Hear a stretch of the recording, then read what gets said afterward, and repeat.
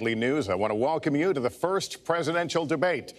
The participants tonight are Donald Trump and Hillary Clinton. This debate is sponsored by the Commission on Presidential Debates, a nonpartisan, nonprofit organization. The commission drafted tonight's format, and the rules have been agreed to by the campaigns. The 90-minute debate is divided into 6 segments, each 50 minutes long. We'll explore 3 topic areas tonight: achieving prosperity, America's direction, and securing America. At the start of each segment, I will ask the same lead-off question to both candidates, and they will each have up to 2 minutes to respond. From that point until the end of the segment, we'll have an open discussion. The questions are mine and have not been shared with the commission or the campaigns. The audience here in the room has agreed to remain silent so that we can focus on what the candidates are saying. I will invite you to applaud, however, at this moment as we welcome the candidates. Democratic nominee for President of the United States, Hillary Clinton, and Republican nominee for President of the United States, Donald J. Trump.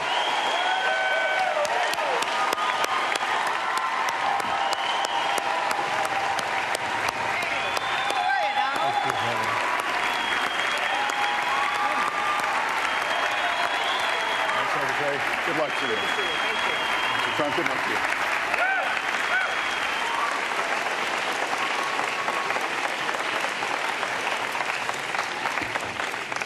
Well, I don't expect us to cover all the issues of this campaign tonight, but I remind everyone there are 2 more presidential debates scheduled. We are going to focus on many of the issues that voters tell us are most important, and we're going to press for specifics. I am honored to have this role, but this evening belongs to the candidates and just as important to the American people. Candidates, we look forward to hearing you articulate your policies and your positions, as well as your visions and your values. So, let's begin. We're calling this opening segment Achieving Prosperity, and central to that is jobs. There are 2 economic realities in America today. There's been a record 6 straight years of job growth, and new census numbers show incomes have increased at a record rate after years of stagnation. However, income inequality remains significant, and nearly half of Americans are living paycheck to paycheck. Beginning with you, Secretary Clinton, why are you a better choice than your opponent to create the kinds of jobs that will put more money into the pockets of American workers? Well, thank you, Lester, and thanks to Hofstra for hosting us. The central question in this election is really what kind of country we want to be and what kind of future we'll build together. Today is my granddaughter's 2nd birthday, so I think about this a lot. First, we have to build an economy that works for everyone, not just those at the top. That means we need new jobs, good jobs, with rising incomes. I want us to invest in you. I want us to invest in your future. That means jobs in infrastructure, in advanced manufacturing, in innovation and technology, clean renewable energy, and small business, because most of the new jobs will come from small business. We also have to make the economy fairer. That starts with raising the national minimum wage and also guarantee, finally, equal pay for women's work. I also want to see more companies do profit sharing. If you help create the profits, you should be able to share in them, not just the executives at the top.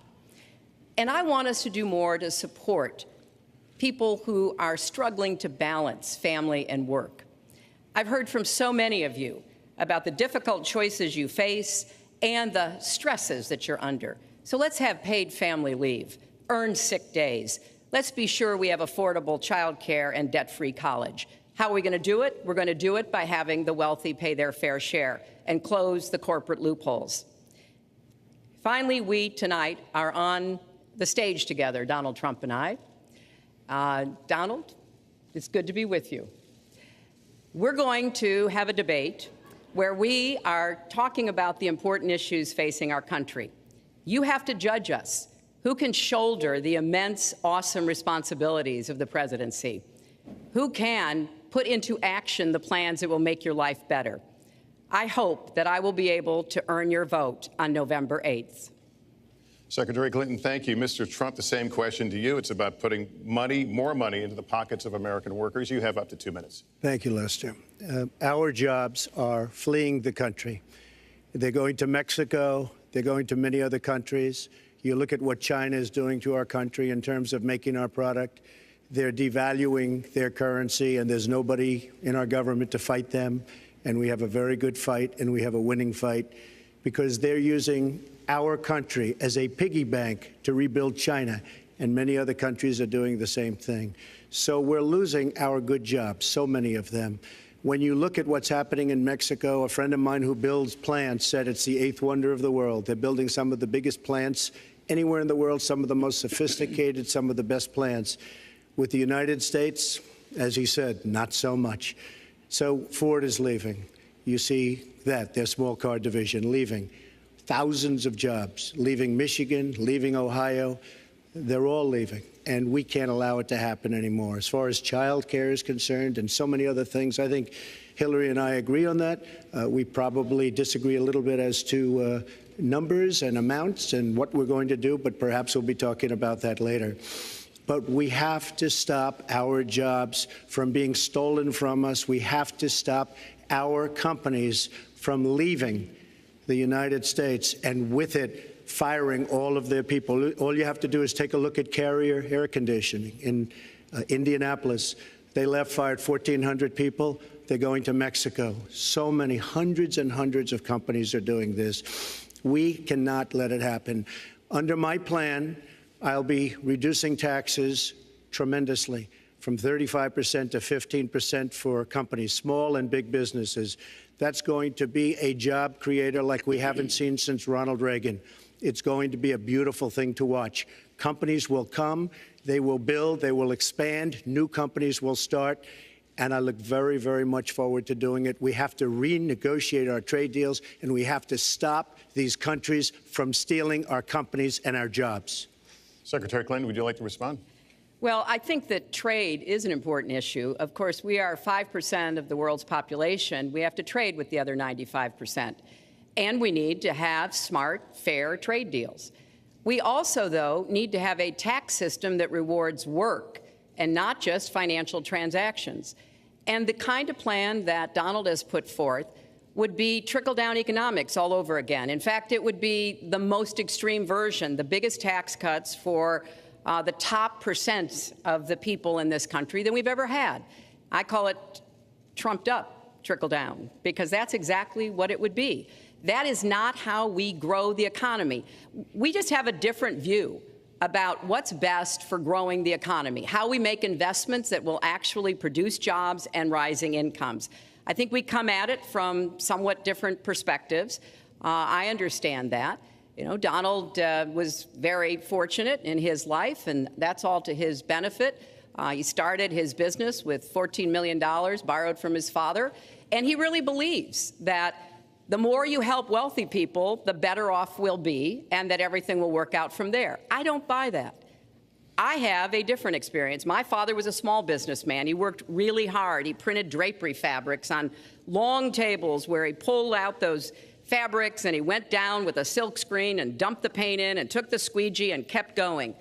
And so what I believe is the more we can do for the middle class, the more we can invest in you, your education, your skills, your future, the better we will be off and the better we'll grow. That's the kind of economy I want us to see again. Let me follow up with Mr. Trump, if I can. You've talked about creating 25 million jobs, and you've promised to bring back millions of jobs for Americans. How are we going to bring back the industries that have left this country for cheaper labor overseas? How specifically are you going to tell American manufacturers that you have to come back? Well, for one thing, and before we start on that, my father gave me a very small loan in 1975, and I built it into a company that's worth many, many billions of dollars with some of the greatest assets in the world. And I say that only because that's the kind of thinking that our country needs. Our country's in deep trouble. We don't know what we're doing when it comes to devaluations, and all of these countries all over the world, especially China, they're the best ever at it. What they're doing to us is a very, very sad thing. So we have to do that. We have to renegotiate our trade deals. And Lester, they're taking our jobs, they're giving incentives, they're doing things that, frankly, we don't do. Let me give you the example of Mexico. They have a VAT tax. We're in a different system. When we sell into Mexico, there's a tax. When they sell in automatic, 16% approximately. When they sell into us, there's no tax. It's a defective agreement. It's been defective for a long time, many years, but the politicians haven't done anything about it. Now, in all fairness to Secretary Clinton, yes, is that okay? Good. I want you to be very happy. It's very important to me. But in all fairness to Secretary Clinton, when she started talking about this, it was really very recently. She's been doing this for 30 years. And why hasn't she made the agreements better? The NAFTA agreement is defective just because of the tax and many other reasons, but just because of the fact. Let me interrupt just a moment. Secretary Clinton and others, politicians, should have been doing this for years, not right now because of the fact that we've created a movement. They should have been doing this for years. What's happened to our jobs and our country and our economy generally is, look, we owe $20 trillion. We cannot do it any longer, Lester. Back to the question, though, how do you specifically bring back jobs? American manufacturers, how do you make them bring the jobs back? Well, the first thing you do is don't let the jobs leave. The companies are leaving. I could name, there are thousands of them. They're leaving, and they're leaving in bigger numbers than ever. And what you do is you say, fine, you want to go to Mexico or some other country, good luck. We wish you a lot of luck. But if you think you're going to make your air conditioners or your cars or your cookies or whatever you make and bring them into our country without a tax, you're wrong. And once you say you're going to have to tax them coming in, and our politicians never do this because they have special interests, and the special interests want those companies to leave because in many cases they own the companies. So what I'm saying is we can stop them from leaving. We have to stop them from leaving, and that's a big, big factor. Let me let Secretary Clinton get in there. Let's stop for a second and remember where we were 8 years ago. We had the worst financial crisis, the Great Recession, the worst since the 1930s.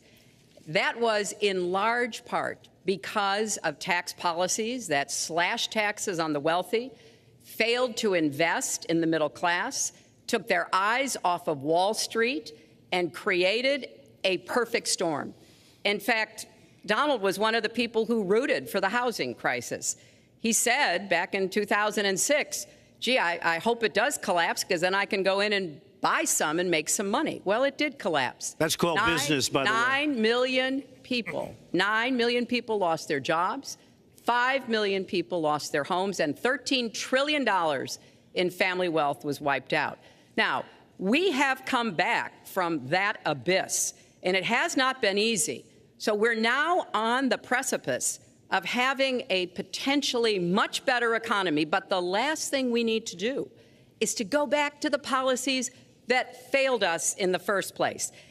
Independent experts have looked at what I've proposed and looked at what Donald's proposed, and basically they've said this, that if his tax plan, which would blow up the debt by over $5 trillion and would in some instances disadvantage middle-class families compared to the wealthy, were to go into effect, we would lose 3.5 million jobs and maybe have another recession.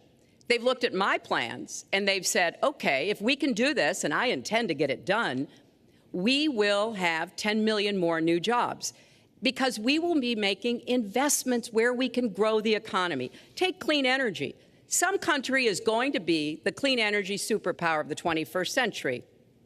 Donald thinks that climate change is a hoax perpetrated by the Chinese. I think it's real. I did not. Science is real. I do not say that. And I think it's important that we grip this and deal with it, both at home and abroad. And here's what we can do.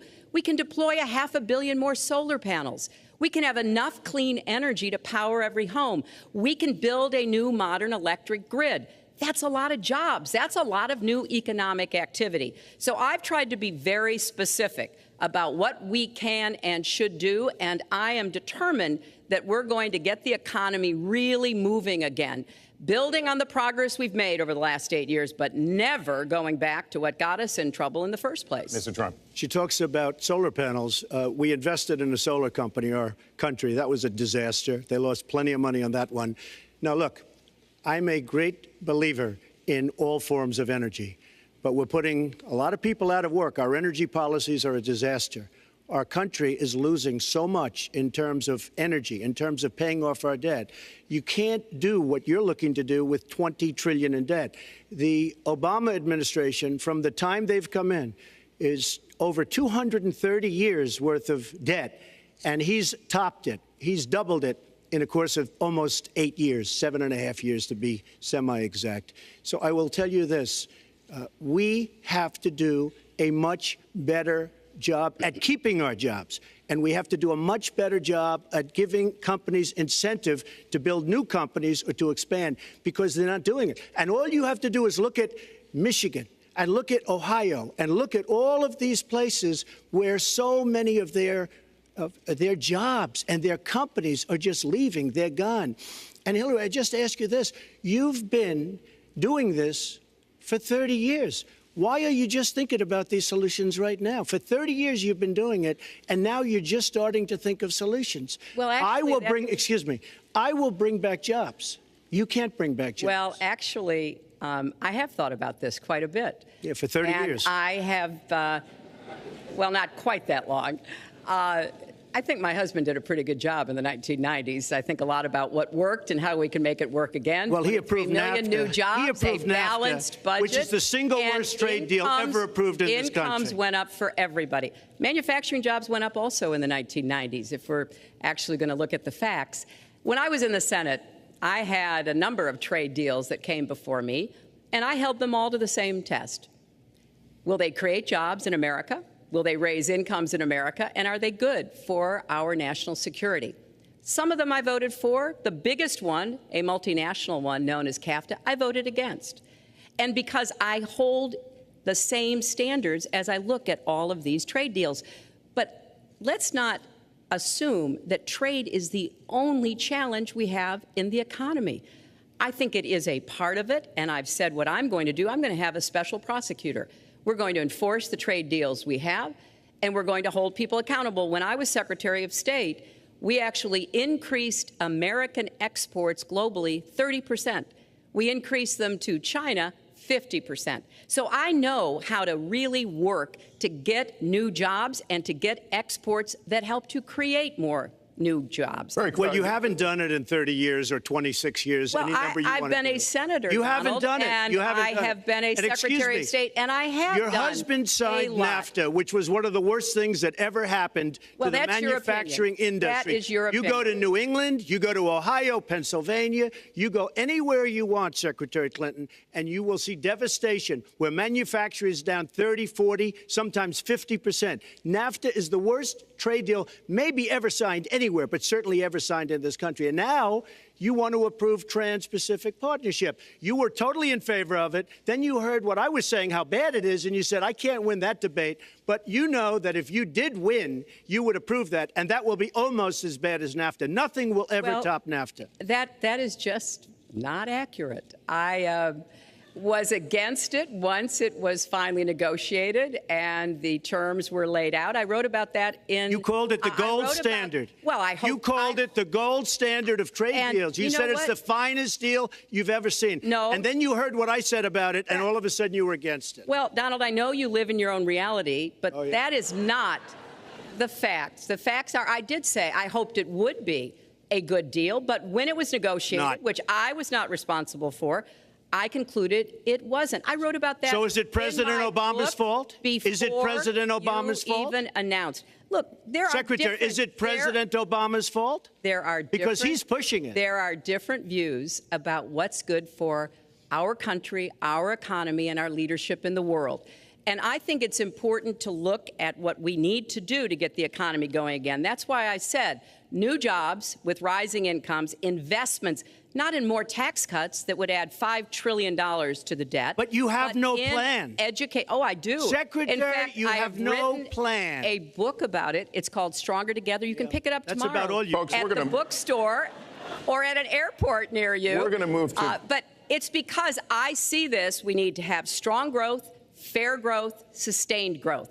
We also have to look at how we help families balance the responsibilities at home and the responsibilities at business. So we have a very robust set of plans, and people who have looked at both of our plans have concluded that mine would create 10 million jobs and yours would lose us 3.5 million jobs and explode You are going to approve one of the biggest tax cuts in history. You are going to approve one of the biggest tax increases in history.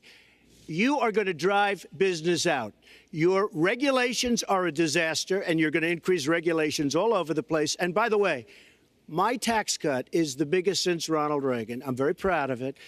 It will create tremendous numbers of new jobs. But regulations, you are going to regulate these businesses out of existence. When I go around, Lester, I tell you this, I've been all over.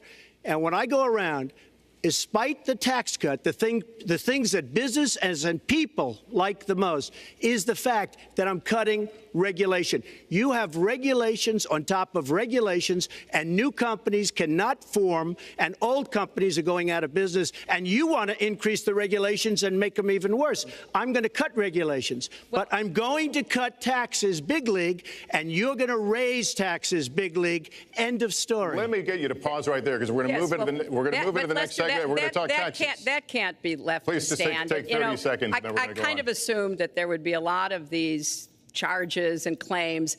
And so we have taken the homepage of my website, HillaryClinton.com, and we've turned it into a fact checker. So if you want to see in real time what the facts are, please go and take a look. Because take a look at mine also, and you'll see. Not add a penny to the debt, and your plans would add $5 trillion to the debt.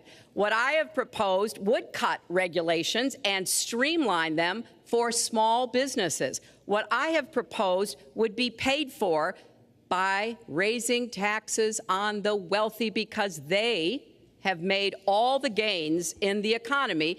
And I think it's time that the wealthy and corporations paid their fair share to support this country. You just opened the next segment. Well, look, could I just finish? Actually, I think I should. I'm going to give you go a to her chance website, right here. With the and new you take a look at her website. She's going to raise taxes $1.3 trillion. Mr. Trump, and look at her website.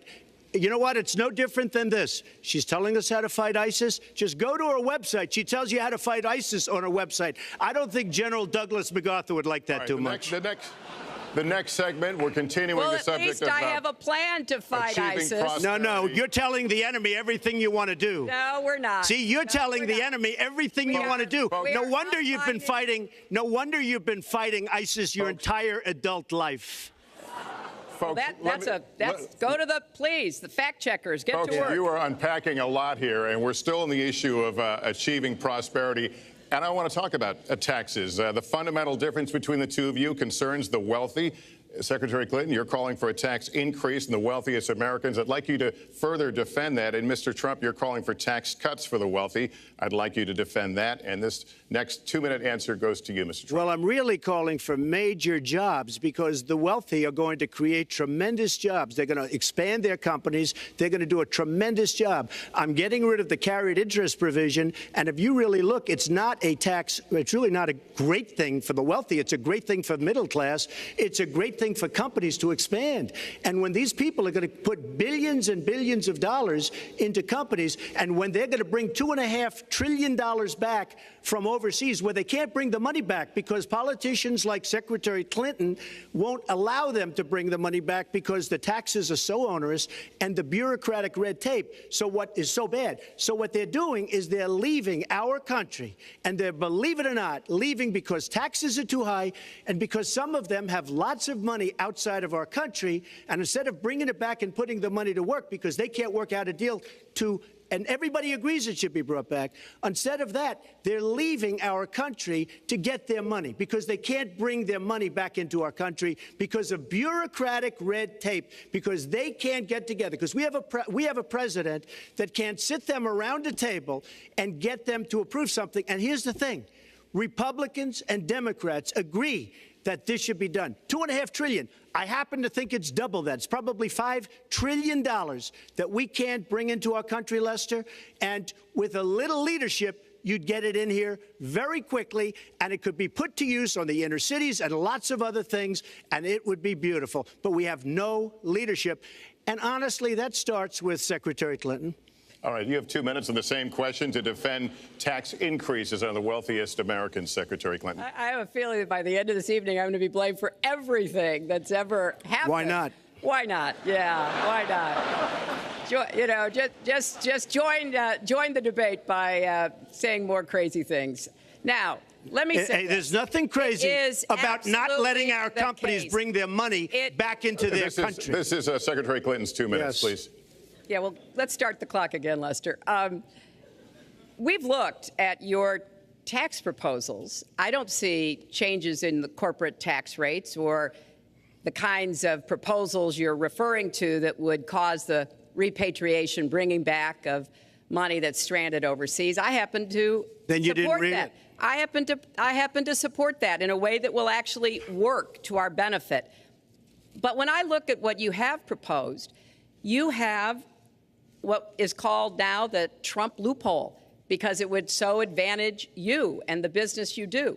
You've proposed an approach that has a $4 billion tax benefit for your family. And when you look at what you are proposing, how much for my family? It is, Lester, as I said, trumped up trickle down. Trickle down did not work. It got us into the mess we were in 2008 and 9. Slashing taxes on the wealthy hasn't worked. And a lot of really smart, wealthy people know that. And they are saying, hey, we need to do more to make the contributions we should be making to rebuild the middle class. I don't think top-down works in America. I think building the middle class, investing in the middle class, making college debt-free so more young people can get their education, helping people refinance their debt from college at a lower rate. Those are the kinds of things that will really boost the economy. Broad-based, inclusive growth is what we need in America, not more advantages for people at the very top. Mr. Trump, typical politician, all talk, no action, sounds good, doesn't work, never going to happen. Our country is suffering because people like Secretary Clinton have made such bad decisions in terms of our jobs and in terms of what's going on. Now, look, we have the worst revival of an economy since the Great Depression. And believe me, we're in a bubble right now. And the only thing that looks good is the stock market. But if you raise interest rates even a little bit, that's going to come crashing down. We are in a big, fat, ugly bubble. And we better be awfully careful. And we have a Fed that's doing political things. This Janet Yellen of the Fed is doing political by keeping the interest rates at this level. And believe me, the day Obama goes off and he leaves and he goes out to the golf course for the rest of his life to play golf, when they raise interest rates, you're going to see some very bad things happen because the Fed is not doing their job. The Fed is being more political than Secretary Clinton. Mr. Trump, we're talking about the burden that Americans have to pay, yet you have not released your tax returns. And the reason nominees have released their returns for decades is that voters will know if their potential president owes money to, who he owes it to, and any business conflicts. Don't Americans have a right to know if there are any conflicts of interest? I don't mind releasing. I'm under a routine audit, and it'll be released. And as soon as the audit's finished, it'll be released. But you will learn more about Donald Trump by going down to the federal elections, where I filed a 104-page, essentially financial statement of sorts, the forms that they have. It shows income. In fact, the income, I just looked today, the income is filed at $694 million for this past year. $694 million. If you would have told me I was going to make that 15 or 20 years ago, I would have been very surprised. But that's the kind of thinking that our country needs. When we have a country that's doing so badly, that's being ripped off by every single country in the world, it's the kind of thinking that our country needs, because everybody, Lester, we have a trade deficit with all of the countries that we do business with of almost $800 billion a year. You know what that is? That means who's negotiating these trade deals? We have people that are political hacks negotiating our trade deals. The IRS says an audit of your taxes, you're perfectly free to release your taxes during an audit. And so the question, does the public's right to know outweigh your personal? Well, I told you, I will release them as soon as the audit. Look, I've been under audit almost for 15 years. I know a lot of wealthy people that have never been audited. I said, do you get audited? I get audited almost every year. And in a way, I should be complaining. I'm not even complaining. I don't mind it. It's almost become a way of life. I get audited by the IRS, but other people don't. I will say this. We have a situation in this country that has to be taken care of. I will release my tax returns against my lawyer's wishes when she releases her 33,000 emails that have been deleted. As soon as she releases them, I will release my tax returns, and that's against my lawyers. They say don't do it. I will tell you this. No, in fact, watching shows, reading the papers, almost every lawyer says you don't release your returns until the audit's complete. When the audit's complete, I'll do it. But I would go against them if she releases her email. So it's negotiable? It's not negotiable. No, let her release the email. Why did she delete 33,000? Well, I'll let her ask that, but let me just admonish the audience one more time. There was an agreement. We did ask you to be silent, so it would be helpful for us. Secretary Clinton.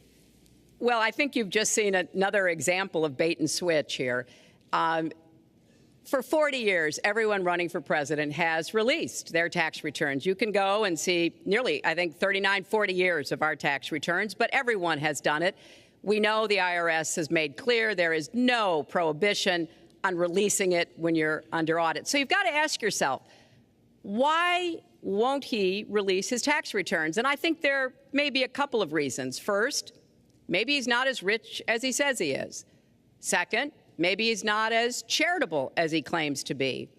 Third, we don't know all of his business dealings, but we have been told through investigative reporting that he owes about $650 million to Wall Street and foreign banks. Or maybe he doesn't want the American people, all of you watching tonight, to know that he's paid nothing in federal taxes, because the only years that anybody's ever seen were a couple of years when he had to turn them over to state authorities when he was trying to get a casino license, and they showed he didn't pay any federal income tax. So if he's paid zero, that means zero for troops, zero for vets, zero for schools or health. And I think probably he's not all that enthusiastic about having the rest of our country see what the real reasons are, because it must be something really important, even terrible, that he's trying to hide. And the financial disclosure statement, they don't give you the tax rate. They don't give you all the details that tax returns would. And it just seems to me that this is something that the American people deserve to see. And I have no reason to believe that he's ever going to release his tax returns, because there's something he's hiding. And we'll guess. We'll keep guessing at what it might be that he's hiding. But I think the question is, were he ever to get near the White House, what would be those conflicts? Who does he owe money to? Well, he owes you the answers to that, and he should provide them. He also raised the issue of your emails. Do you want to respond to that?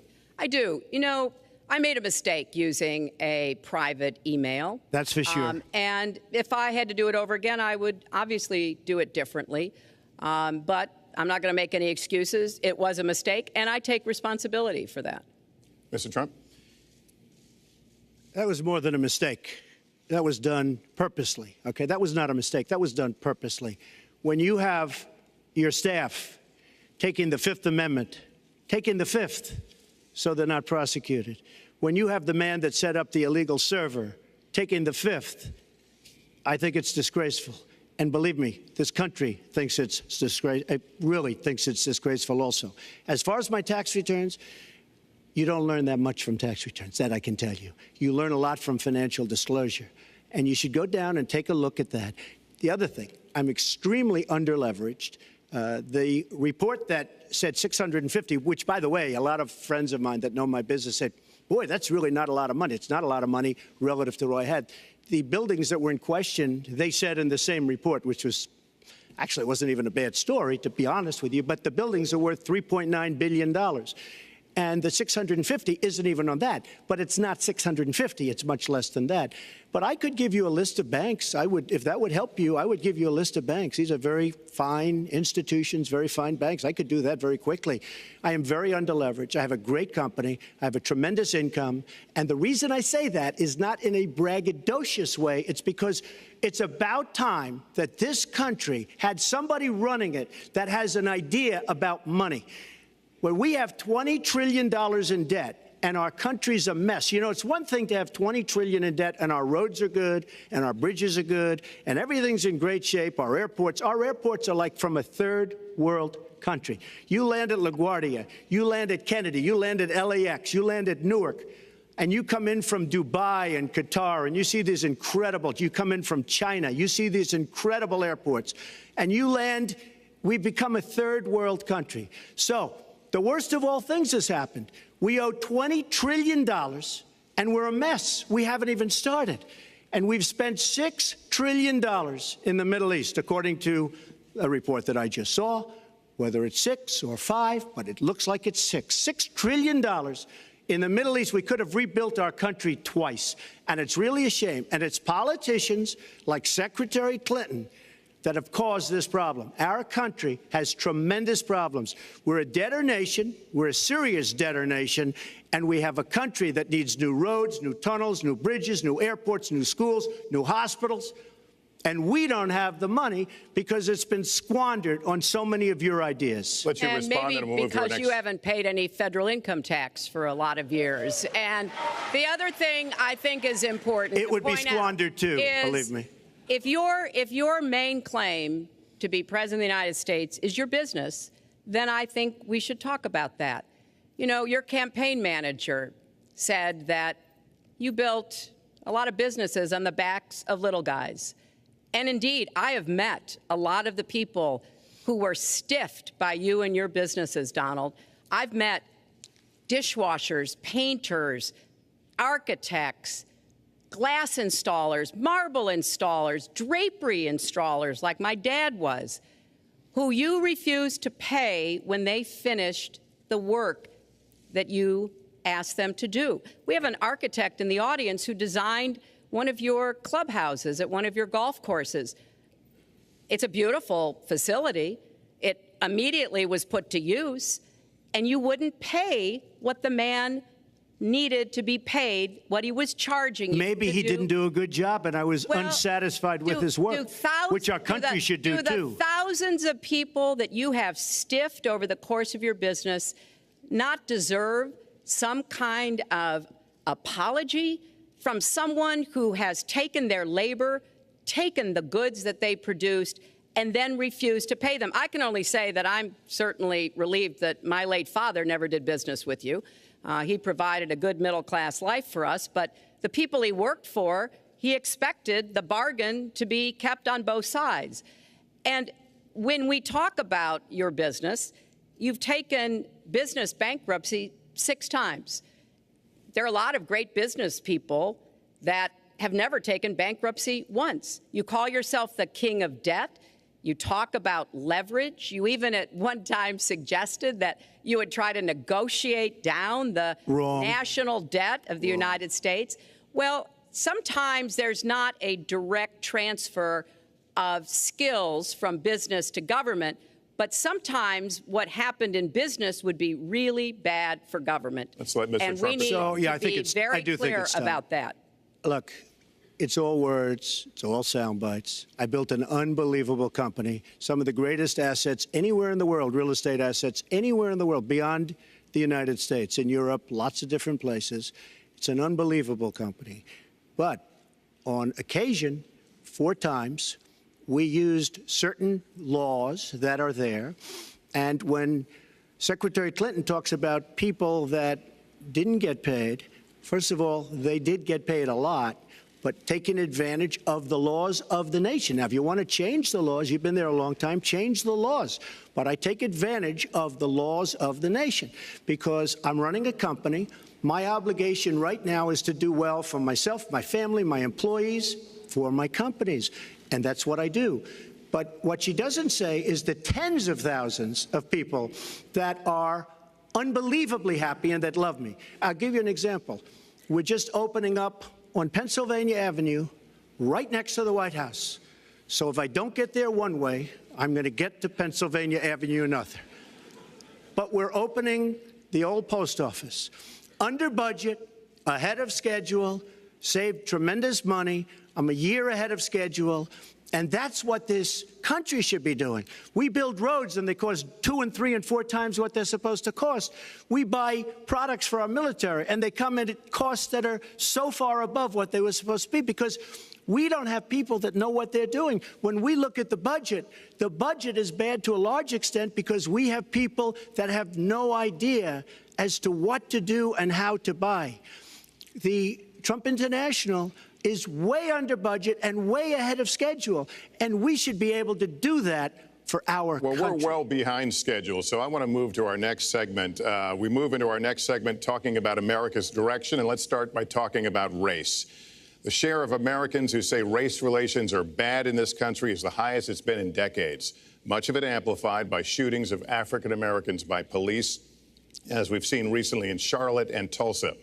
Race has been a big issue in this campaign, and one of you is going to have to bridge a very wide and bitter gap. So how do you heal the divide? Secretary Clinton, you get 2 minutes on this.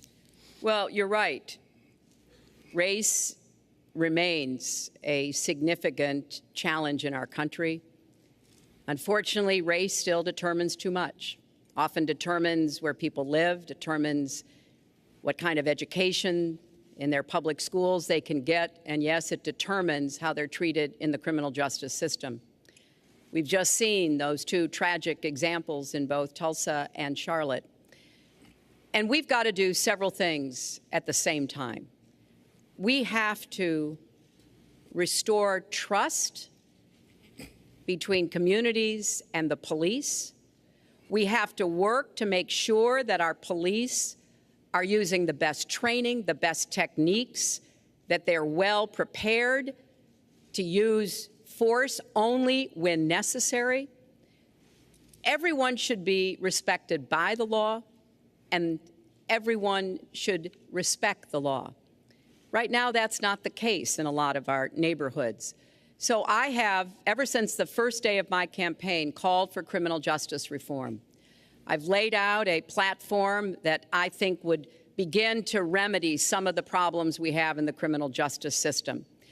But we also have to recognize, in addition to the challenges that we face with policing, there are so many good, brave police officers who equally want reform. So we have to bring communities together in order to begin working on that as a mutual goal.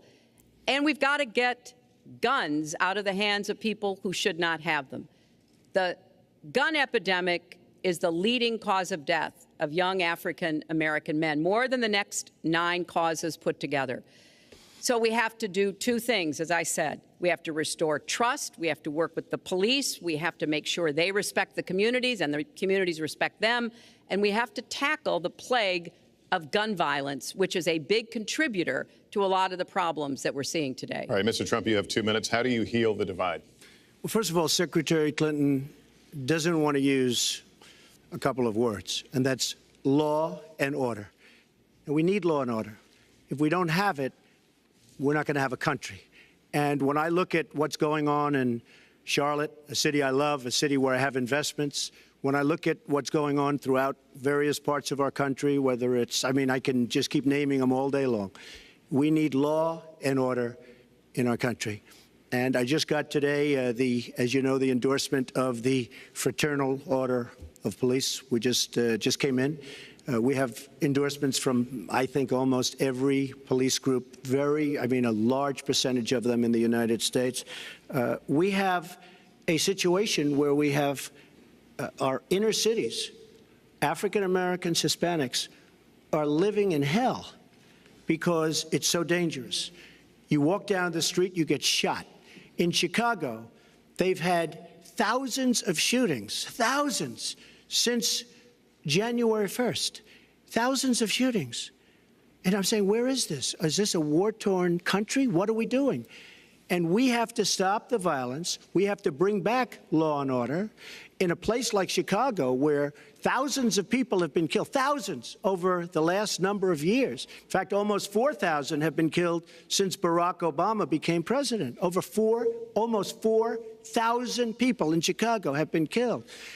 We have to bring back law and order.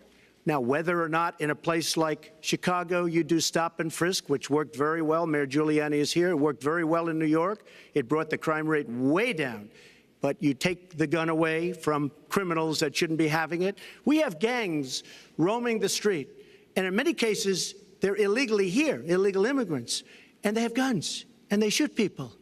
And we have to be very strong, and we have to be very vigilant. We have to know what we're doing. Right now, our police, in many cases, are afraid to do anything. We have to protect our inner cities because African-American communities are being decimated by crime. Your 2 minutes has expired, but I do want to follow up. Stop and frisk was ruled unconstitutional in New York because it largely singled out Black and Hispanic young men. No, you're wrong. It went before a judge who was a very against police judge. It was taken away from her, and our mayor, our new mayor, refused to go forward with the case. They would have won an appeal. If you look at it throughout the country, there are many places where the argument is that it's a form of racial profiling. No, the argument is that we have to take the guns away from these people that have them and that are bad people that shouldn't have them. These are felons. These are people that are bad people that shouldn't be. When you have 3,000 shootings in Chicago from January 1st, when you have 4,000 people killed in Chicago by guns from the beginning of the presidency of Barack Obama, his hometown, you have to have stop and frisk. You need more police. You need a better community relation. You don't have good community relations in Chicago. It's terrible. I have property there. It's terrible what's going on in Chicago. But when you look, and Chicago's not the only, you go to Ferguson, you go to so many different places. You need better relationships. I agree with Secretary Clinton on this. You need better relationships between the communities and the police, because in some cases it's not good. But you look at Dallas, where the relationships were really studied. The relationships were really a beautiful thing. And then 5 police officers were killed one night very violently. So there's some bad things going on, some really bad things. Secretary Clinton, but we need, Lester, we need law and order. And we need law and order in the inner cities, because the people that are most affected by what's happening are African-American and Hispanic people. And it's very unfair to them what our politicians are allowing to happen. Secretary Clinton. Well, I've heard Donald say this at his rallies, and it's really unfortunate that he paints such a dire, negative picture of Black communities in our country. Oh. You know, the vibrancy of the Black church, the Black businesses that employ so many people, the opportunities that so many families are working to provide for their kids.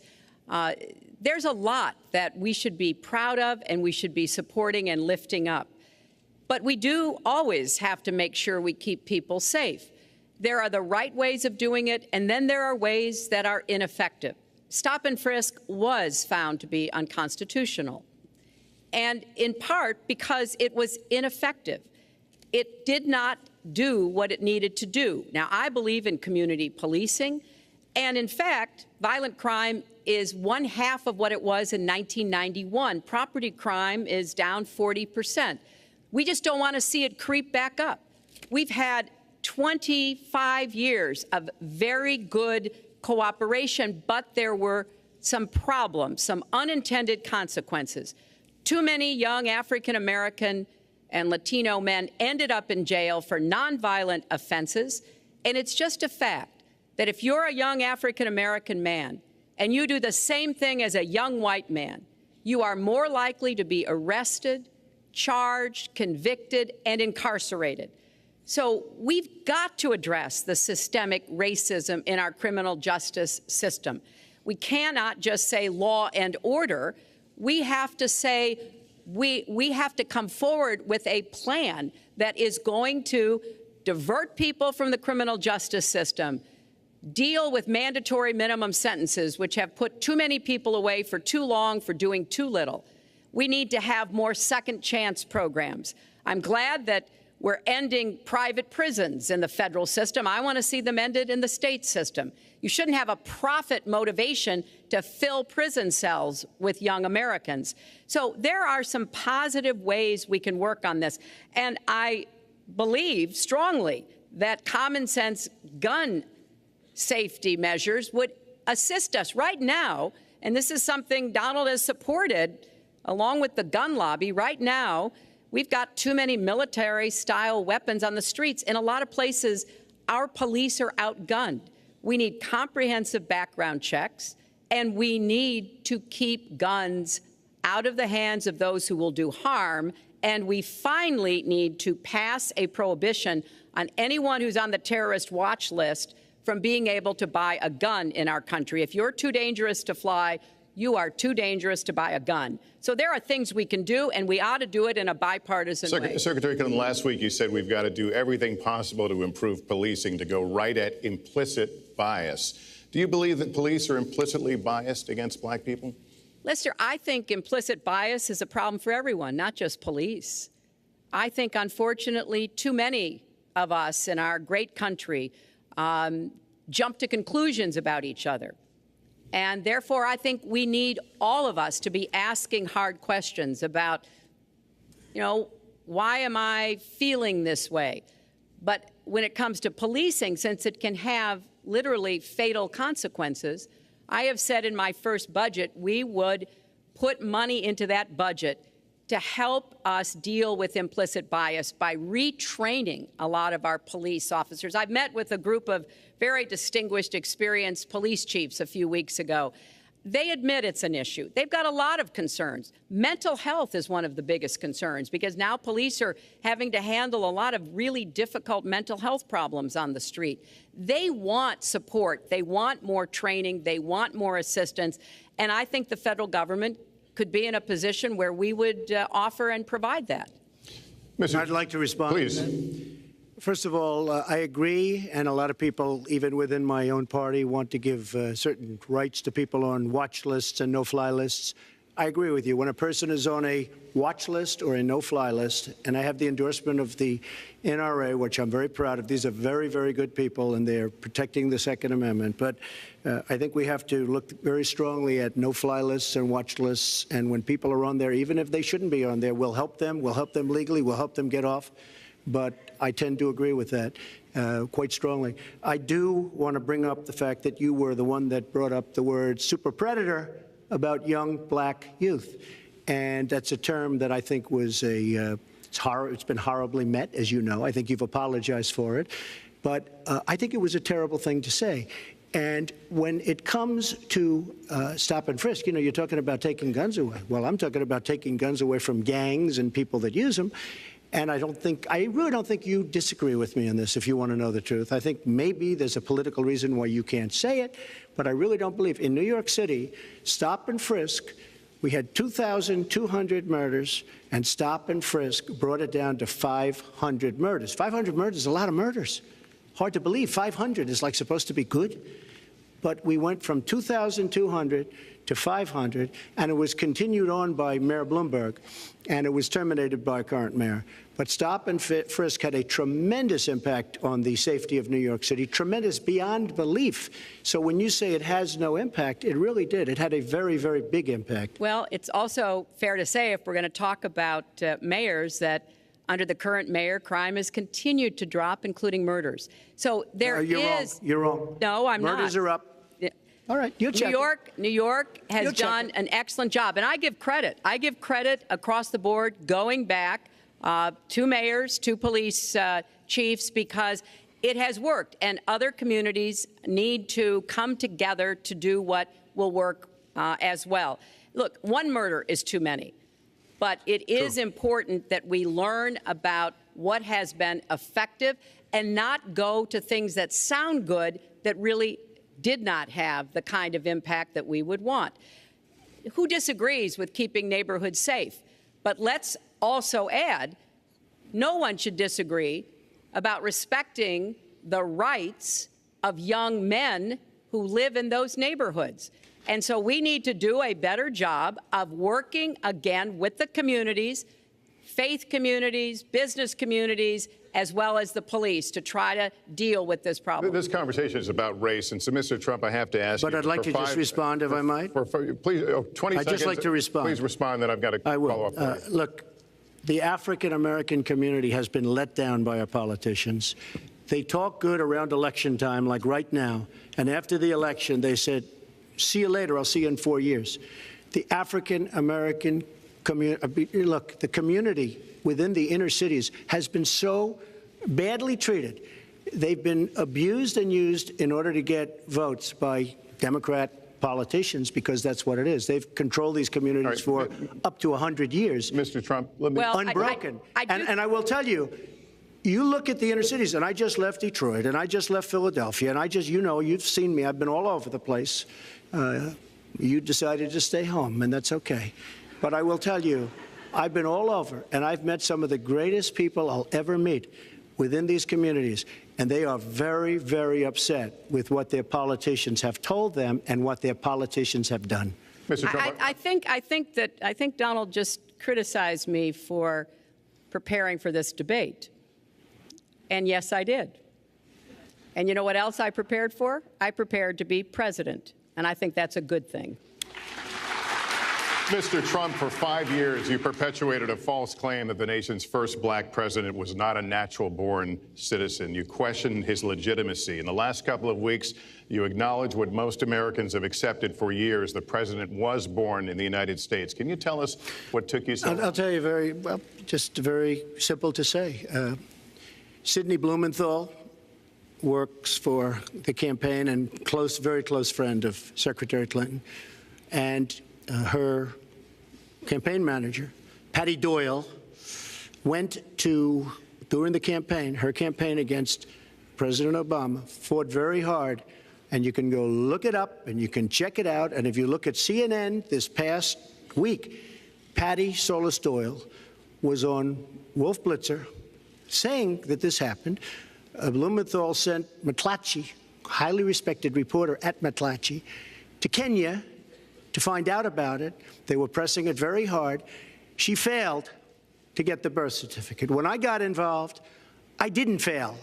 I got him to give the birth certificate. So I'm satisfied with it, and I'll tell you why I'm satisfied with it. That was in because I want to 2011. get on to defeating ISIS, because I want to get on to creating jobs, because I want to get on to having a strong border, because I want to get on to things that are very important to me and that are very important to the country. I will let you respond. That's important, but I just want to get the answer here. The birth certificate was produced in 2011. You continued to tell the story and question the president's legitimacy in 2012, 13, 14, 15, as recently as January. So the question is, what changed your mind? Well, nobody was pressing it. Nobody was caring much about it. I figured you'd ask the question tonight, of course, but nobody was caring much about it. But I was the one that got him to produce the birth certificate, and I think I did a good job. Secretary Clinton also fought it. I mean, you know, now everybody in mainstream is going to say, oh, that's not true. Look, it's true. Sidney Blumenthal sent a reporter. You just have to take a look at CNN last week, the interview with your former campaign manager, and she was involved. But just like she can't bring back jobs, she can't produce. I'm sorry, I'm just going to follow up, and I will let you respond to that because there's a lot there. But we're talking about racial healing in this segment. What do you say to Americans? Well, it was very, I say nothing. I say nothing because I was able to get him to produce it. He should have produced it a long time before. I say nothing. But let me just tell you, when you talk about healing, I think that I've developed very, very good relationships over the last little while with the African-American community. I think you can see that. And I feel that they really wanted me to come to that conclusion, and I think I did a great job and a great service, not only for the country, but even for the president, in getting him to produce his birth certificate. Secretary Clinton. Well, just listen to what you heard. And clearly, as Donald just admitted, he knew he was going to stand on this debate stage, and Lester Holt was going to be asking us questions, so he tried to put the whole racist birther lie to bed. But it can't be dismissed that easily. He has really started his political activity based on this racist lie that our first black president was not an American citizen. There was absolutely no evidence for it, but he persisted. He persisted year after year because some of his supporters, people that he was trying to bring into his fold apparently believed it or wanted to believe it. But remember, Donald started his career back in 1973 being sued by the Justice Department for racial discrimination because he would not rent apartments in one of his developments to African Americans, and he made sure that the people who worked for him understood that was the policy. He actually was sued twice by the Justice Department.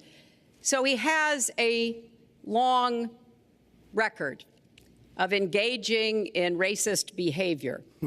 And the birther lie was a very hurtful one. You know, Barack Obama is a man of great dignity, and I could tell how much it bothered him and annoyed him that this was being touted and used against him. But I like to remember what Michelle Obama said in her amazing speech at our Democratic National Convention. When they go low, we go high. And Barack Obama went high, despite Donald Trump's best efforts to bring him down. Mr. Trump, you can respond, then we're going to move on to the next segment. I would love to respond. First of all, I got to watch, in preparing for this, some of your debates against Barack Obama. You treated him with terrible disrespect. And I watched the way you talk now about how lovely everything is and how wonderful you are. It doesn't work that way.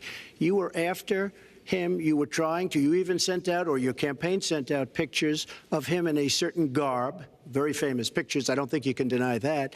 But just last week, your campaign manager said it was true. So when you try to act holier than thou, it really doesn't work. It really doesn't. Now, as far as the lawsuit, yes, when I was very young, I went into my father's company, had a real estate company in Brooklyn and Queens, and we, along with many, many other companies throughout the country, it was a federal lawsuit, were sued. We settled the suit with no admission of guilt. It was very easy to do, but they sued many people. I notice you bring that up a lot, and I also notice the very nasty commercials that you do on me in so many different ways, which I don't do on you. Maybe I'm trying to save the money. But frankly, I look at that and I say, isn't that amazing? Because I settled that lawsuit with no admission of guilt. But that was a lawsuit brought against many real estate firms, and it's just one of those things. I'll go on one step further. In Palm Beach, Florida, tough community, a brilliant community, a wealthy community, probably the wealthiest community there is in the world. I opened a club and really got great credit for it. No discrimination against African Americans, against Muslims, against anybody. And it's a tremendously successful club, and I'm so glad I did it. And I have been given great credit for what I did, and I'm very, very proud of it. And that's the way I feel. That is the true way I feel. Our next segment is called Securing America. We want to start with a 21st century war happening every day in this country. Our institutions are under cyber attack, and our secrets are being stolen. So my question is, who's behind it, and how do we fight it? Secretary Clinton, this answer goes to you. Well, I think cybersecurity, cyber warfare will be one of the biggest challenges facing the next president, because clearly we're facing at this point two different kinds of adversaries. There are the independent hacking groups that do it mostly for commercial reasons, to try to steal information that they then can use to make money. But increasingly, we are seeing cyber attacks coming from states, organs of states. The most recent and troubling of these has been Russia. There's no doubt now that Russia has used cyber attacks against all kinds of organizations in our country, and I am deeply concerned about this. I know Donald's very praiseworthy of Vladimir Putin, but Putin is playing a really tough, long game here. And one of the things he's done is to let loose cyber attackers to hack into government files, to hack into personal files, hack into the Democratic National Committee. And we recently have learned that, that this is one of their preferred methods of trying to wreak havoc and collect information. We need to make it very clear, whether it's Russia, China, Iran, or anybody else, the United States has much greater capacity And we are not going to sit idly by and permit state actors to go after our information, our private sector information or our public sector information. And we're going to have to make it clear that we don't want to use the kinds of tools that we have. We don't want to engage in a different kind of warfare, but we will defend the citizens of this country. And the Russians need to understand that. I think they've been treating it as almost a probing. How far would we go? How much would we do? And that's why I was so shocked when Donald publicly invited Putin to hack into Americans. That is just unacceptable. It's one of the reasons why 50 national security officials who served in Republican administration have said that Donald is unfit to be the commander-in-chief. It's comments like that that really worry people who understand the threats that we face. Mr. Trump, you have 2 minutes in the same question. Who's behind it? And how do we find it? I do want to say that I was just endorsed, and more are coming next week. It'll be over 200 admirals, many of them are here, admirals and generals endorsed me to lead this country. That just happened, and many more are coming, and I'm very proud of it. In addition, I was just endorsed by ICE. They've never endorsed anybody before on immigration. I was just endorsed by ICE. I was just recently endorsed 16,500 Border Patrol agents. So when Secretary Clinton talks about this, I mean, I'll take the admirals and I'll take the generals any day over the political hacks that I see that have led our country so brilliantly over the last 10 years with their knowledge, okay? Because look at the mess that we're in. Look at the mess that we're in. As far as the cyber, I agree to parts of what Secretary Clinton said. We should be better than anybody else, and perhaps we're not. I don't think anybody knows it was Russia that broke into the DNC. She's saying Russia, Russia, Russia, but maybe it was. I mean, it could be Russia, but it could also be China. It could also be lots of other people. It also could be somebody sitting on their bed that weighs 400 pounds, okay? You don't know who broke in to DNC, but what did we learn with DNC? We learned that Bernie Sanders was taken advantage of by your people, by Debbie Wasserman Schultz. Look what happened to her. But Bernie Sanders was taken advantage of. That's what we learned. Now, whether that was Russia, whether that was China, whether it was another country, we don't know. Because the truth is, under President Obama, we've lost control of things that we used to have control over. We came in with the Internet. We came up with the Internet. And I think Secretary Clinton and myself would agree very much when you look at what ISIS is doing with the Internet. They're beating us at our own game, ISIS. So we have to get very, very tough on cyber and cyber warfare. It is a huge problem. I have a son. He's 10 years old. He has computers. He is so good with these computers. It's unbelievable. The security aspect of cyber is very, very tough, and maybe it's hardly doable. But I will say we are not doing the job we should be doing. But that's true throughout our whole governmental society. We have so many things that we have to do better, Lester, and certainly cyber is one of them. Secretary Clinton. Well, I think there are a number of issues that we should be addressing. I have put forth a plan to defeat ISIS. It does involve going after them online. I think we need to do much more with our tech companies to prevent ISIS and their operatives from being able to use the Internet to radicalize, even direct people in our country and Europe and elsewhere. But we also have to intensify our air strikes against ISIS and eventually support our Arab and Kurdish partners to be able to actually take out ISIS in Raqqa and their claim of being a caliphate. We're making progress. Our military is assisting in Iraq, and we're hoping that within the year we'll be able to push ISIS out of Iraq and then, really squeeze them in Syria.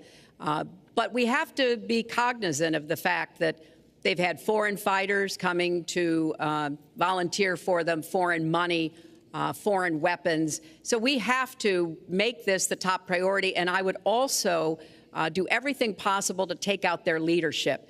I was involved in a number of efforts to take out al-Qaeda leadership when I was Secretary of State, including, of course, taking out bin Laden, and I think we need to go after Baghdadi as well, make that one of our organizing principles, because we've got to defeat ISIS, and we've got to do everything we can to disrupt their propaganda efforts online. You mentioned ISIS, and we think of ISIS certainly as over there, but there are American citizens who have been inspired to commit acts of terror on American soil. The latest incident, of course, the bombings we just saw in New York and New Jersey, the knife attack at a mall in Minnesota, and the last year, deadly attacks in San Bernardino and Orlando.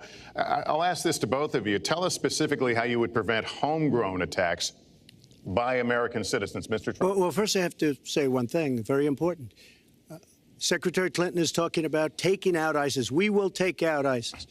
Well, President Obama and Secretary Clinton created a vacuum the way they got out of Iraq, because they got out. They shouldn't have been in, but once they got in, the way they got out was a disaster, and ISIS was formed. So she talks about taking them out. She's been doing it a long time. She's been trying to take them out for a long time. But they wouldn't have even been formed if they left some troops behind, like 10,000 or maybe something more than that.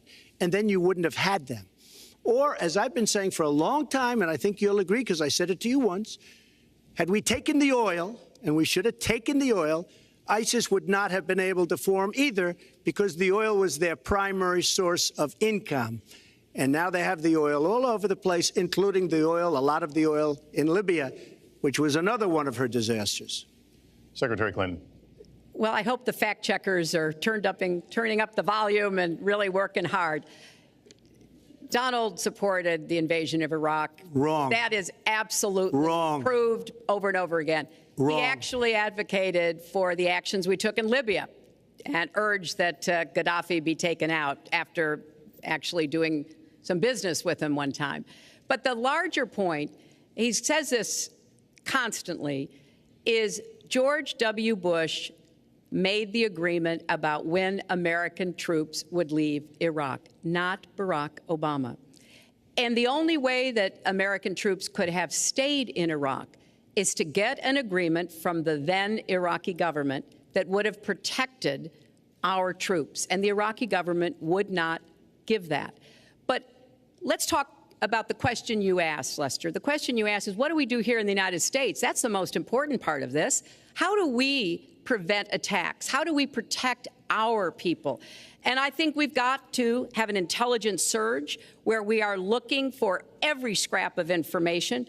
I was so proud of law enforcement in New York, in Minnesota, in New Jersey. You know, they responded so quickly, so professionally to the attacks that occurred by Rahami, and they brought him down. And we may find out more information because he is still alive, which may prove to be an intelligence benefit. So we've got to do everything we can to vacuum up intelligence from Europe, from the Middle East. That means we've got to work more closely with our allies. And that's something that Donald has been very dismissive of. We're working with NATO, the longest military alliance in the history of the world, to really turn our attention to terrorism. We're working with our friends in the Middle East, many of which, as you know, are Muslim-majority nations.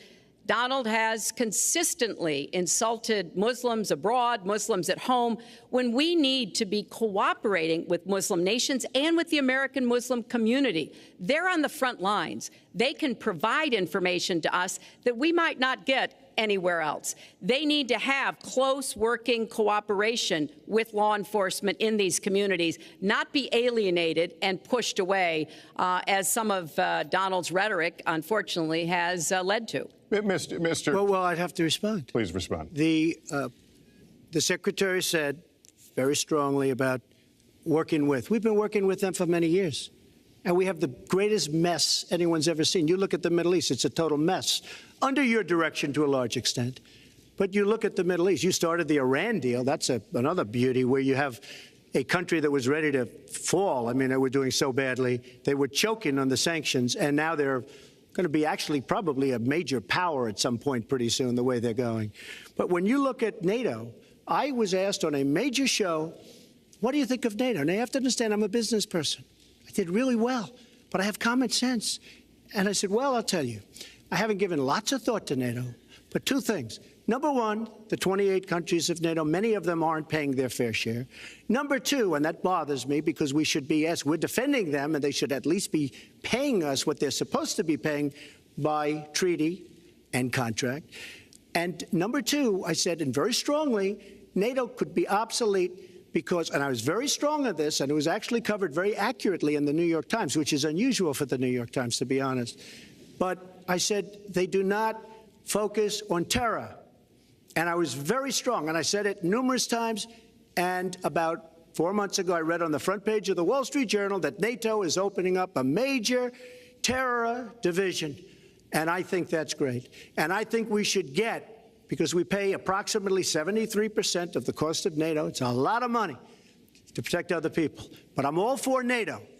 But I said they have to focus on terror also. And they're going to do that. And that was, believe me, I'm sure I'm not going to get credit for it, but that was largely because of what I was saying and my criticism of NATO.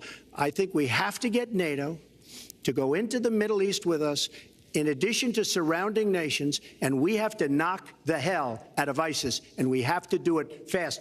When ISIS formed in this vacuum created by Barack Obama and Secretary Clinton, and believe me, you were the ones that took out the troops. Not only that, you named the day. They couldn't believe it. They sat back probably and said, I can't believe it. They said, no, wait a minute. We've covered when they formed, this is something that never should have happened. It should have never happened. Now, you're talking about taking out ISIS, but you were there and you were Secretary of State when it was a little infant. Now it's in over 30 countries. And you're going to stop them? I don't think so. Mr. Trump, a lot of these are judgment questions. You had supported the war in Iraq before the invasion. What makes your judgment? I did not support the war in Iraq. 2002. That is a mainstream media nonsense put out by her because she, frankly, I think the best person in her campaign is mainstream media. My question is, since you would you like to hear? Why is your I was against the war. Wait a minute. I was against the war in Iraq, just so you put it out. The record shows otherwise. The record does not show that. Why is your judgment? The record shows that I'm right. When I did an interview with Howard Stern, very lightly, first time anyone's asked me that, I said, very lightly, I don't know, maybe, who knows, essentially.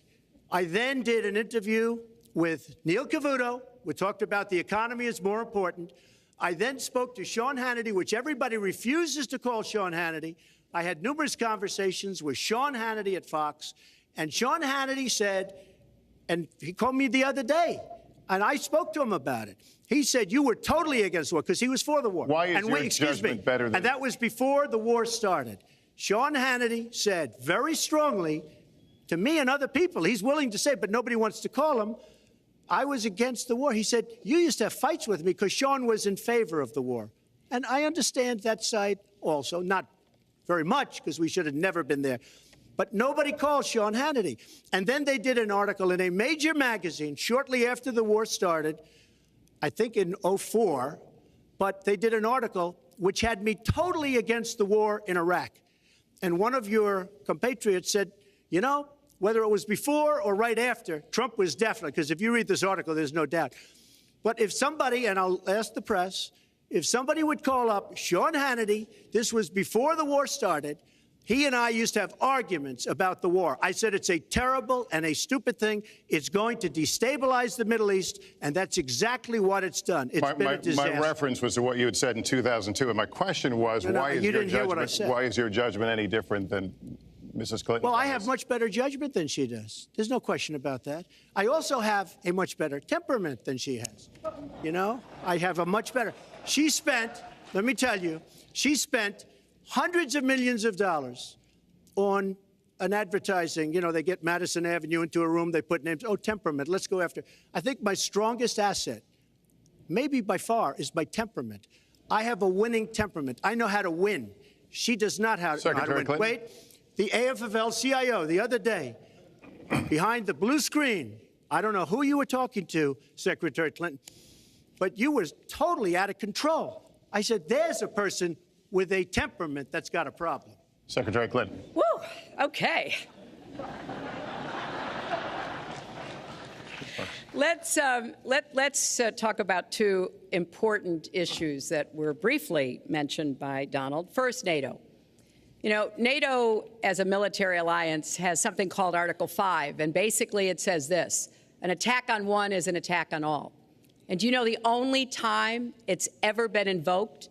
After 9/11, when the 28 nations of NATO said that they would go to Afghanistan with us to fight terrorism, something that they still are doing by our side. With respect to Iran, when I became Secretary of State, Iran was weeks away from having enough nuclear material to form a bomb. They had mastered the nuclear fuel cycle under the Bush administration. They had built covert facilities. They had stocked them with centrifuges that were whirling away. And we had sanctioned them. I voted for every sanction against Iran when I was in the Senate, but it wasn't enough. So I spent a year and a half putting together a coalition that included Russia and China to impose the toughest sanctions on Iran. And we did drive them to the negotiating table. And my successor, John Kerry, and President Obama got a deal that put a lid on Iran's nuclear program without firing a single shot. That's diplomacy. That's coalition building. That's working with other nations. The other day, I saw Donald saying that there were some Iranian sailors on a ship in the waters off of Iran, and they were taunting American sailors who were on a nearby ship. He said, you know, if they taunted our sailors, I'd blow them out of the water and start another war. That would not good judgment. That is not the right temperament to be commander-in-chief, to be taunted. And the worst part of what we've heard Donald say has been about nuclear weapons.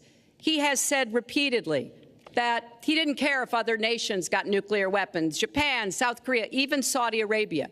It has been the policy of the United States, Democrats and Republicans, to do everything we could to reduce the proliferation of nuclear weapons. He even said, well, you know, if there were a nuclear war in the East Asia, well, you know, that's fine. You know, have a good time, folks. And in fact, his cavalier attitude about nuclear weapons is so deeply troubling. That is the #1 threat we face in the world, and it becomes particularly threatening if terrorists ever get their hands on any nuclear material. So a man who can be provoked by a tweet should not have his fingers anywhere near the nuclear codes, as far as I think anyone with any sense about this should be concerned. That line's getting a little bit old, I must say. Listen, it's a good one, though. I would like to, well describes the problem. It's not an accurate one at all. It's not an accurate one. So I just want to give a lot of things, and just to respond, I agree with her on one thing. The single greatest problem the world has is nuclear armament, nuclear weapons, not global warming like you think and your president thinks. Nuclear is the single greatest threat.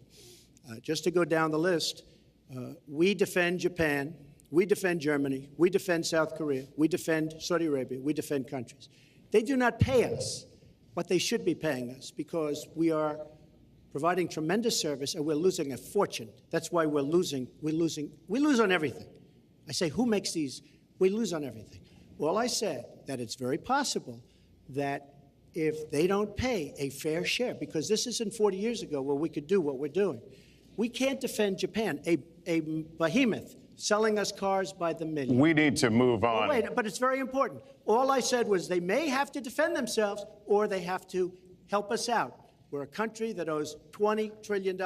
They have to help us out. As far as the nuclear is concerned, I agree. It is the single greatest threat that this country has. Which leads my next question as we enter our last segment here still on the subject of securing America. On nuclear weapons, President Obama reportedly considered changing the nation's longstanding policy on first use.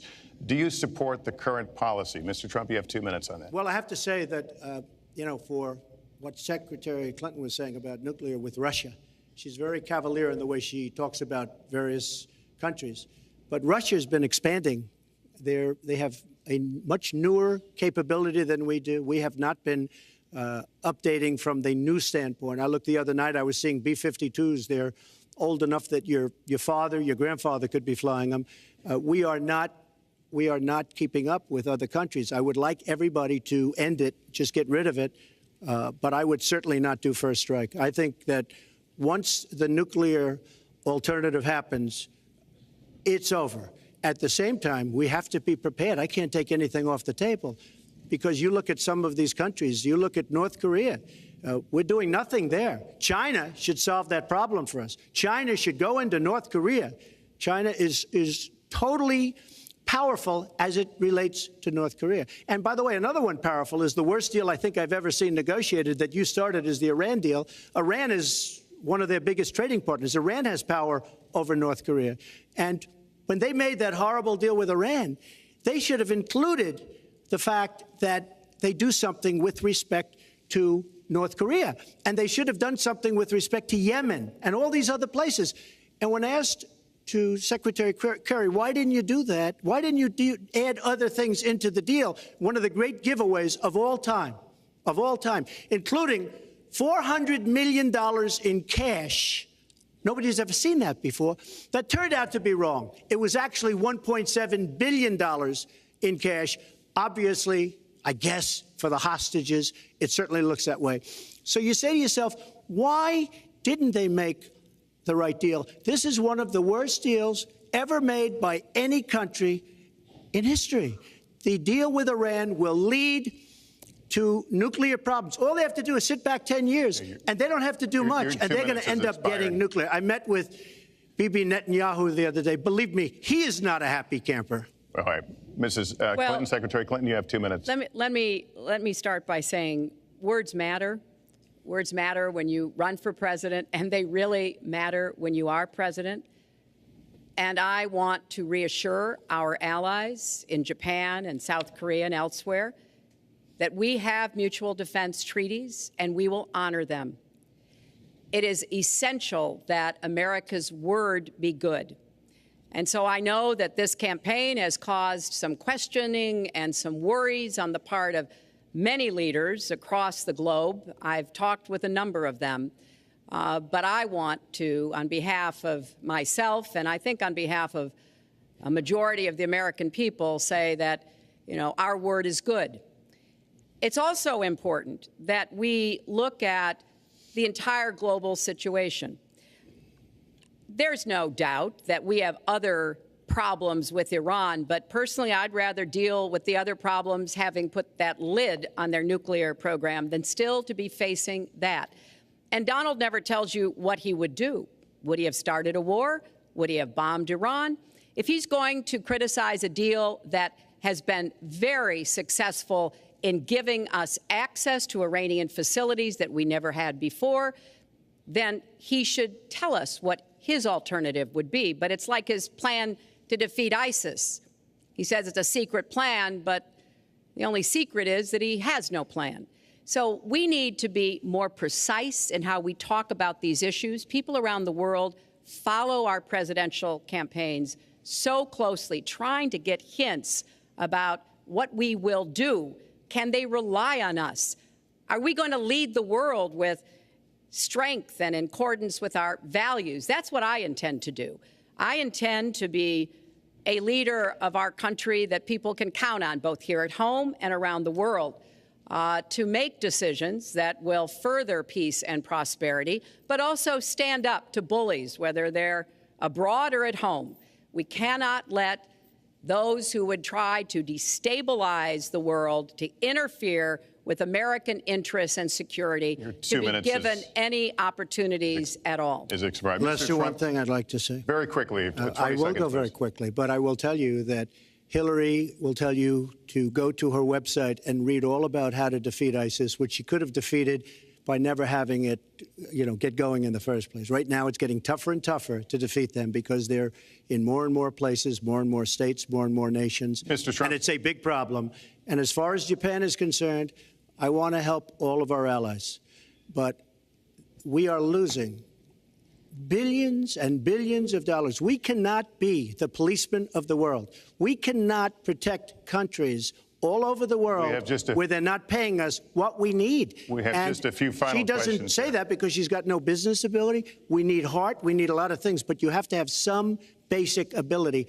And sadly, she doesn't have that. All of the things that she's talking about could have been taken care of during the last 10 years, let's say, while she had great power, but they weren't taken care of. And if she ever wins this race, they won't be taken care of. Mr. Trump, this year, Secretary Clinton became the first woman nominated for president by a major party. Earlier this month, you said she doesn't have, quote, a presidential look. She's standing here right now. What did you mean by that? She doesn't have the look. She doesn't have the stamina. I said she doesn't have the stamina. And I don't believe she does have the stamina. To be president of this country, you need tremendous stamina. The quote was, I just don't think she has a presidential look. Wait a minute, Leslie, you asked me a question. Did you ask me a question? You have to be able to negotiate our trade deals. You have to be able to negotiate, that's right, with Japan, with Saudi Arabia. I mean, can you imagine we're defending Saudi Arabia, and with all of the money they have, we're defending them and they're not paying? All you have to do is speak to them. Wait, you have so many different things you have to be able to do, and I don't believe that Hillary has the stamina. Let's let her respond.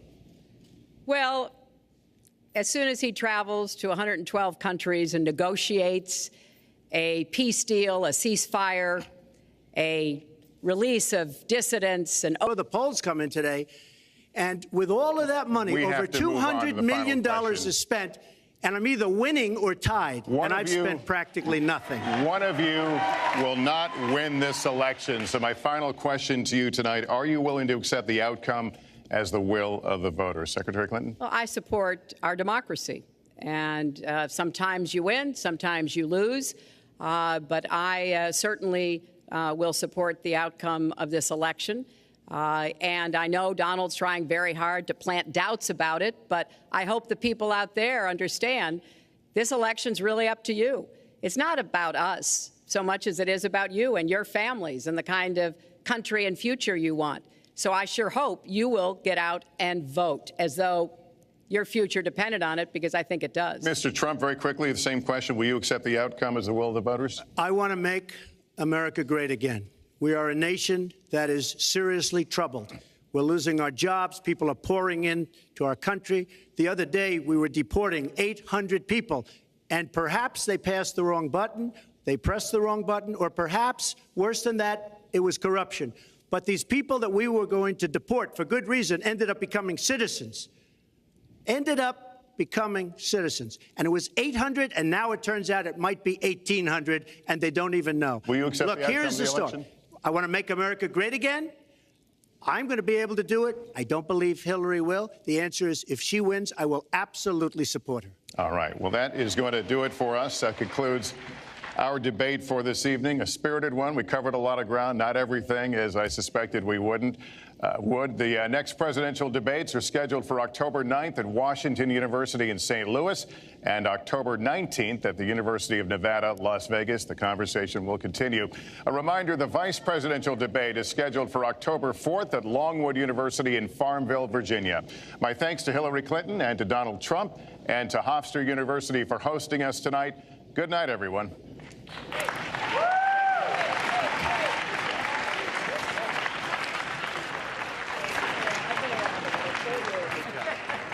Thanks, Lester. Very much. Thank you. Lester. Go, Donald!